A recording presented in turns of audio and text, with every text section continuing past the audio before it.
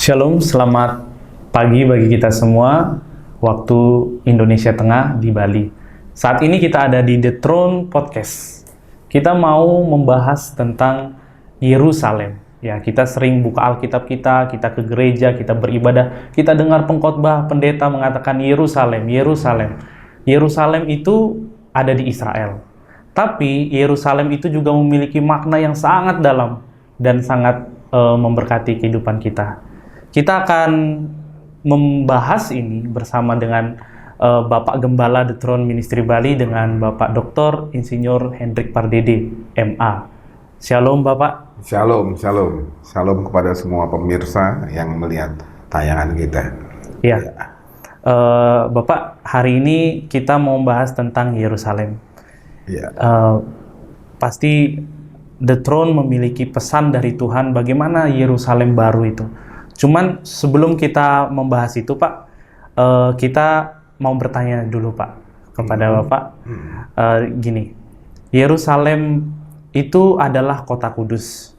Ya, kota ini menjadi kota segala bangsa berkumpul, ya kan.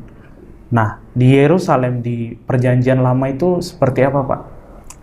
Iya. Mulai dari sejarahnya. Jadi menarik kalau kita bicara mengenai Yerusalem. Sebenarnya itu kota Yerusalem itu kota yang dibuat Tuhan atau yang dipilih Tuhan. Sebenarnya harus kita lihat juga.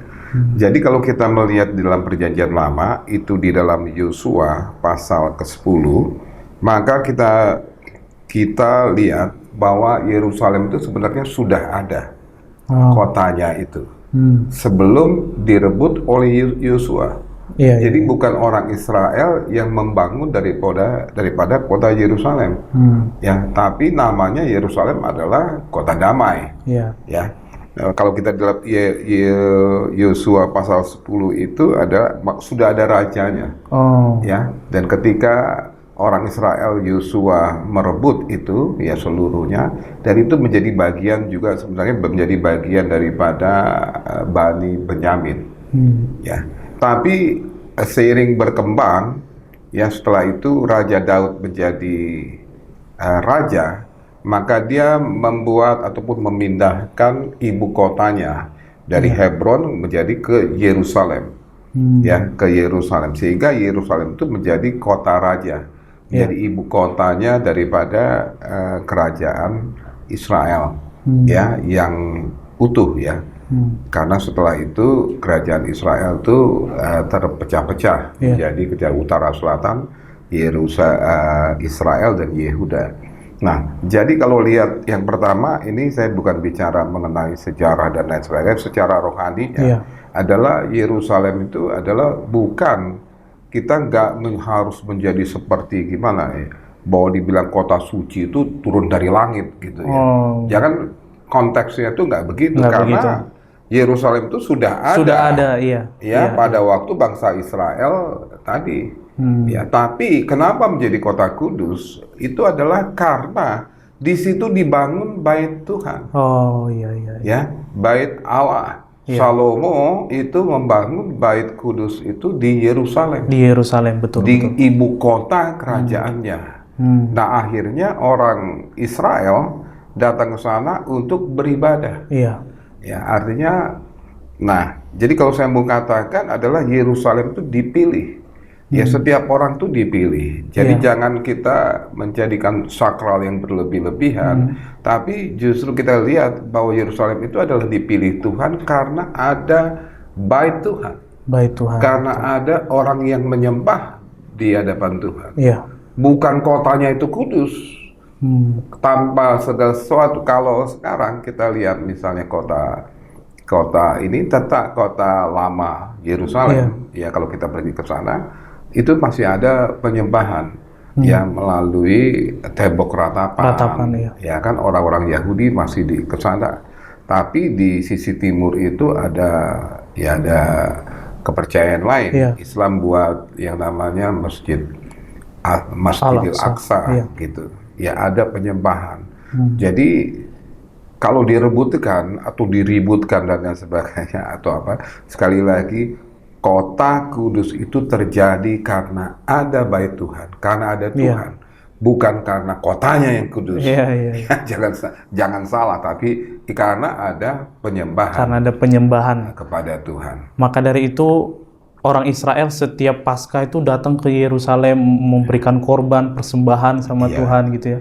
Bahkan di zamannya Salomo itu sangat menjadi kota yang sangat mulia ya. Iya, disitulah Yerusalem menjadi benar-benar suatu tempat di mana menjadi penyembahan, karena bait Allah ataupun bait Tuhan yang terbesar itu adalah di Yerusalem. Iya. Ya. Jadi begini Pak, itu dalam sejarahnya ya kan. Tapi dalam perkembangan sekarang kan, dalam kita bisa lihat konflik yang ada di tahun-tahun ini, kayak Yerusalem ini kayak kota yang diperebutkan gitu ya. Baik itu Israel atau Palestina. Tapi itu arti politik.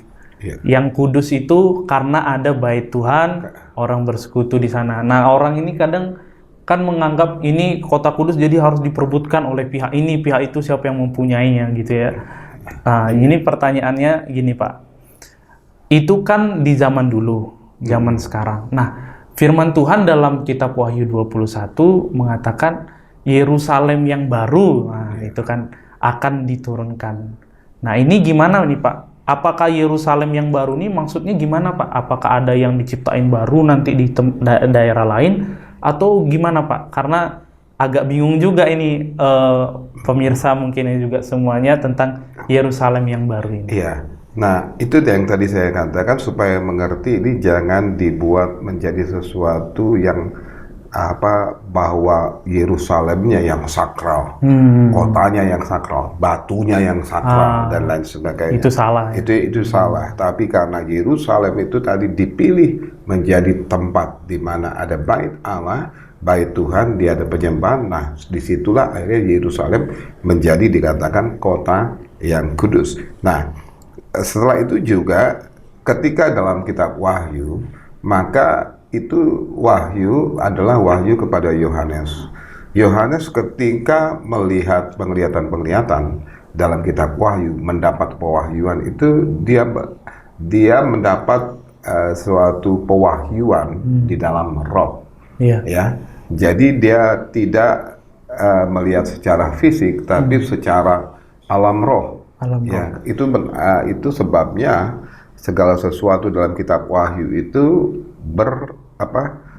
kalau banyak orang ataupun ahli-ahli teologi mengatakan tidak sistematis, dan akhirnya banyak orang yang frustasi ketika baca kitab Wahyu, gimana ini begini, harusnya udah sampai begini dong, ya kan, sehingga kami bisa ngerti. Tapi ini adalah alam roh, ya, sehingga tapi Yerusalem yang baru itu menjadi akhir daripada semua pewahyuan. Itu sebabnya di dalam, kalau kita lihat di dalam Wahyu pasal 21, ya, jadi tinggal satu pasal lagi sudah masuk kepada terakhir, ya, mengenai pewahyuannya itu.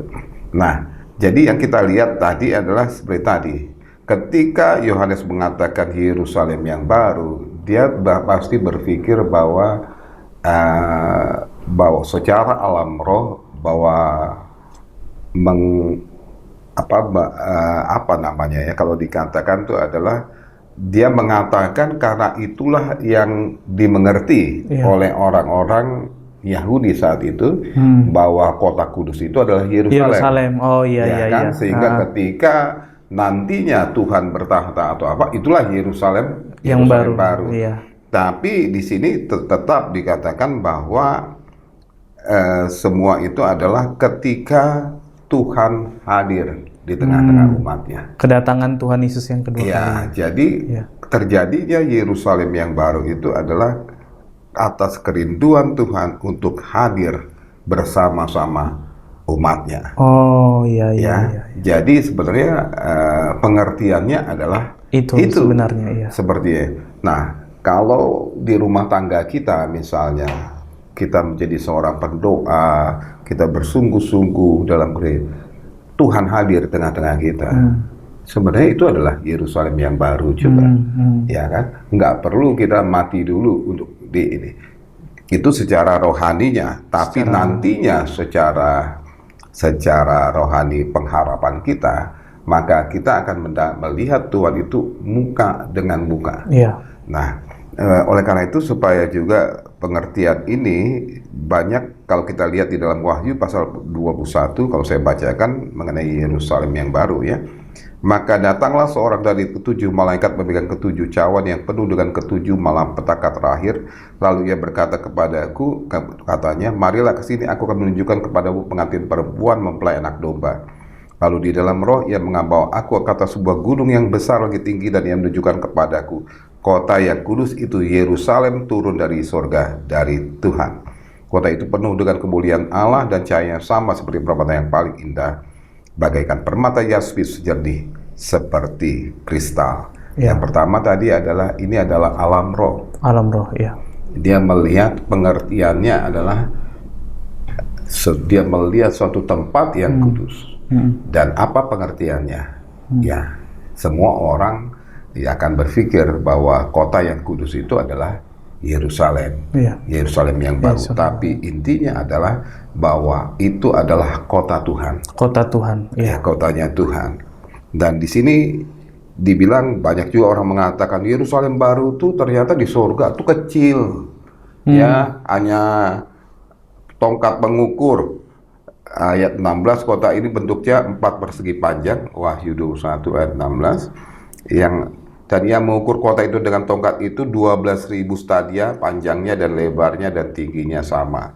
Lalu ia mengukur temboknya 144 hasta menurut ukuran manusia yang juga adalah juga ukuran malaikat. Nah, jadi sekali lagi pengertian Yerusalem yang baru adalah alam roh, di dalam rohani adalah ketika Tuhan arti hadir kota bersama-sama dengan umatnya. Jadi di kehadiran Tuhan tuh pasti ada damai sejahtera, ada sukacita. Ada sukacita. Ya, jadi kotanya itu kota damai gitu ya. Jadi kalau semua orang di satu tempat yang berdoa bersungguh-sungguh menyembah Tuhan bersama-sama, ada damai sejahtera, Tuhan.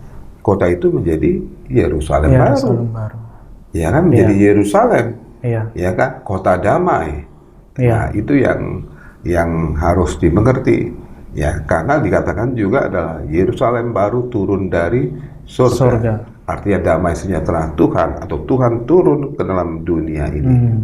Ya, karena Yesus sudah mati menebus bumi ini, menebus dunia ini, sehingga tadi Dia pasti bisa turun lagi. Ya, karena gini kan Pak Gembala, di setiap kota itu kan pasti ada konflik, ada pembunuhan, ada pencurian, ada demo bakar sini bakar situ ya kan. Tapi ketika maksud Yerusalem yang baru tuh di mana Tuhan memerintah, di situ kotanya aman, di situ kotanya sejahtera. Iya. Jadi bukan harus kota kuno yang ada di Israel, Yerusalem sekarang gini ya. Makanya kalau kita melihat kan sepertinya itu menjadi suatu perebutan. Ya kan, padahal itu tadi gimana itu menjadi kota Tuhan kalau justru di situ memang terjadi kebencian. Ya hanya ini aja, itu hanya peninggalan. Peninggalan sejarah yang seperti tadi. Karena dia sudah sebenarnya tidak menjadi kota damai lagi, walaupun namanya kota damai.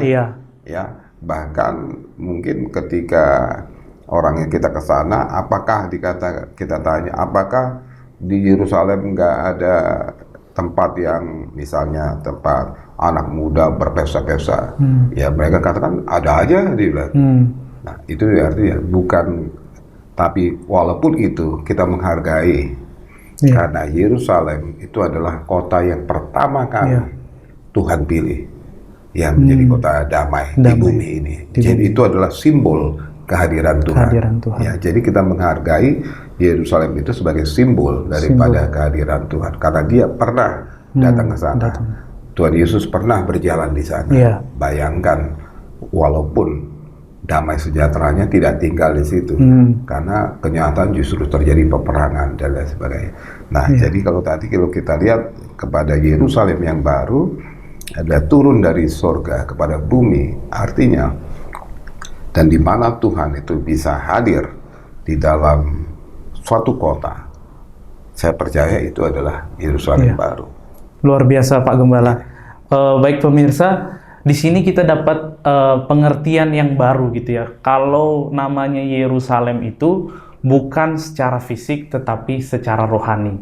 Nah, di sini Bapak Gembala di tempat ini telah memberikan pengertian baru bagi kita. Dan saya selaku juga jemaat di Gereja The Throne memilih Bapak Gembala mendapatkan pewahyuan daripada Tuhan bagaimana membangun Yerusalem yang baru ini. Nah, ini adalah satu mega proyeknya Tuhan ya, yang Tuhan percayakan kepada Gereja The Throne Ministry Bali. Dan di sini ada Bapak Gembala. Bagaimana Bapak Gembala untuk kita bisa merealisasikan, ya, mewujud nyatakan bagaimana Yerusalem baru ini benar-benar ada secara rohani tadi, kota yang damai, kota yang sehat, kota yang aman bagi semua orang. Ini bagaimana Pak Gembala? Iya. Makanya kita harus melihat bahwa tugas gereja salah satunya adalah koinonia, bersekutu. Bersekutu artinya ada orang-orang percaya yang bersekutu. Nah, kalau orang-orang percaya yang benar-benar dipilih Tuhan bersekutu, ya kan, 10 orang, 100 orang, 1000 orang, 1 juta orang, harusnya disitulah terjadi Tuhan hadir, ya kan, bersama dengan mereka. Bukan perang, tapi justru harusnya damai sejahtera itu muncul dalam persekutuan itu. Nah, oleh sebab itu kita mempunyai visi daripada gereja adalah membangun Yerusalem yang baru. Ya, membangun Yerusalem yang baru artinya satu, bahwa orang-orang seluruh jemaat The Throne ya adalah orang-orang yang sudah lahir baru, sudah melayani, sudah hidup dalam kebenaran, ya, dan sudah ada di dalam rencana Tuhan. Nah, kalau semua orang-orang yang tadi adalah sudah benar untuk melayani Tuhan, kalau orang-orang itu yang bersekutu itu hidup lagi di dalam suatu lingkungan yang bersama, melakukan penyembahan bersama, pelayanan juga terkoneksi kepada. Nah, itulah Yerusalem baru. Betul. Dan itu sebabnya The Throne mempunyai visi untuk membangun hal itu. Ya, karena saya melihat di dalam kitab Wahyu bahwa Yerusalem baru itu nggak harus tunggu mati dulu, karena justru Yerusalem baru itu turun dari langit ke bumi. Ya kan? Dan di situ sudah ada janji bahwa raja-raja akan datang dan melihat dan lain sebagainya. Oleh karena itu, kita di The Throne merencanakan membangun suatu komunitas, ya kan, membuat sesuatu lingkungan, ya, bersama-sama untuk, ya, kita mulai doakan dengan lingkungan 10 hektar dulu, sangat kecil. Ya, dibandingkan kota, ya. Kota harus bisa ratusan hektar, tapi kita memulai untuk berdoa untuk 10 hektar yang kita akan sedang rencanakan. Tapi kita juga berdoa tadi bahwa tempat itu bisa menjadi Yerusalem baru kalau orang-orangnya menciptakan tempat itu menjadi Yerusalem baru. Tapi kalau orangnya tidak menciptakan, ya nggak bisa. Ya kan? Seperti tadi Salomo membuat Yerusalem itu menjadi kota suci karena dia bangun bait Allah di situ, sehingga semua orang datang dan mereka mengatakan bahwa itulah kota suci. Jadi visi kita adalah membangun itu, bukan hanya gereja, bukan hanya gedung gereja, bait Allahnya kita bangun, tapi juga kotanya juga harus kita bangun. Wah, ini luar biasa ini Pak Gembala. Jadi kota ini akan membawa banyak orang dari segala bangsa, ya, baik itu dari Amerika ataupun Afrika, dari Eropa, datang menyembah Tuhan bersama-sama, ya.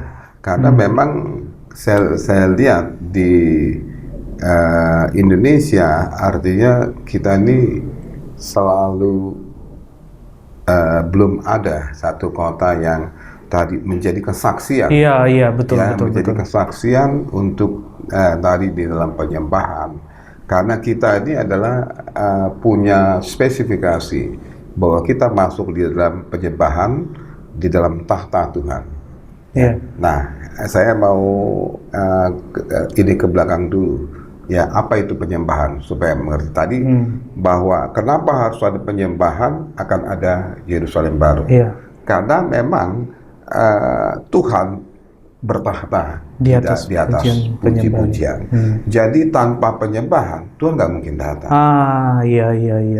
Nggak mungkin kalau katakan, oh di sana adalah orang-orang baik semua. Setiap orang datang kasih minum gratis, kasih makan gratis. Itu bagus. Bagus. Tapi belum menghadirkan hadirat Tuhan. Iya. Ya, kehadiran Tuhan ada kalau kita menyembah Dia. Tuhan. Makanya Yohanes 4 ayat 23 berbicara bahwa Bapa pencipta langit dan bumi menghendaki, menginginkan ataupun mencari penyembah-penyembah. Iya. Iya kan? Yang menyembah dalam roh dan kebenaran. Iya. Jadi pertama adalah harus ada penyembahan juga. Harus ada orang-orang yang menyembah. Habis itu harus orang-orang yang menyembah ini ataupun worshiper ini harus hidup dalam kebenaran. Iya. Itu adalah syaratnya. Nah, ketika kalau Tuhan nanti kumpulkan daripada worshiper itu ke dalam suatu tempat, ya, yang terus-menerus menyembah Tuhan, yang terus setiap saat ada penyembahan, setiap saat juga melakukan sesuatu kebenaran, maka kita percaya bahwa seperti Alkitab katakan bahwa Tuhan akan turun bersama-sama dengan kita. Ya, saya percaya 2-3 orang berkumpul aja Tuhan Yesus turun. Hadir. Apalagi ratusan orang, ribuan orang. Ya, saya percaya Dia pasti senang. Tuhan pasti senang untuk tinggal di dalam tadi Yerusalem baru. Oleh karena itu kita katakan sekali lagi, ya itu yang sudah kita doakan. Ya, suatu tempat, suatu lahan, ya kita mulai dari 10 hektar, di mana tadi ada penyembahan, di mana nanti juga ada pelayanan, di mana juga orang-orang percaya bisa tinggal, ya kan, walaupun masih terbatas, yang akhirnya lama-lama saya percaya seperti pasti akan bertambah-tambah. Wah, luar biasa, ini adalah visi dari Tuhan. Karena Pak Gembala, kita juga sadar memang dalam kenyataannya, meskipun kota itu ada di negara Kristen ya, atau ada disebut kantong Kristen ya gitu ya, baik itu di Indonesia Timur atau Indonesia Barat atau di belahan dunia lain, tapi tingkat pembunuhan, tingkat kekerasan itu ada karena apa? Kurangnya ada penyembahan. Nah, di kota yang baru ini, di Yerusalem baru ini, Pak Gembala tadi mengatakan kuncinya adalah penyembahan. Jadi kita akan menyembah Tuhan setiap hari gitu ya Pak? Iya. Karena memang penyembahan itu akan membawa hati kita tenang, hati kita mempunyai koneksi dengan Tuhan, dan setelah itu akan kita baru firman-Nya itu bisa menuntun kita, ya kan? Nah itu juga kenapa banyak tadi yang Carly katakan bahwa banyak sekali kota-kota, kantong-kantong Kristen, justru nggak terjadi. Ya, jadi Yerusalem baru, jadi Yerusalem lama. Ya. Yerusalem lama itu adalah perang terus. Justru yang terjadi adalah peperangan Yerusalem lama. Ya, itu tadi karena nggak ada penyembahan, tidak ada penyerahan diri kepada Tuhan. Ingat bahwa ketika kita baca firman, ya, bahwa firman Tuhan itu bukan pengetahuan.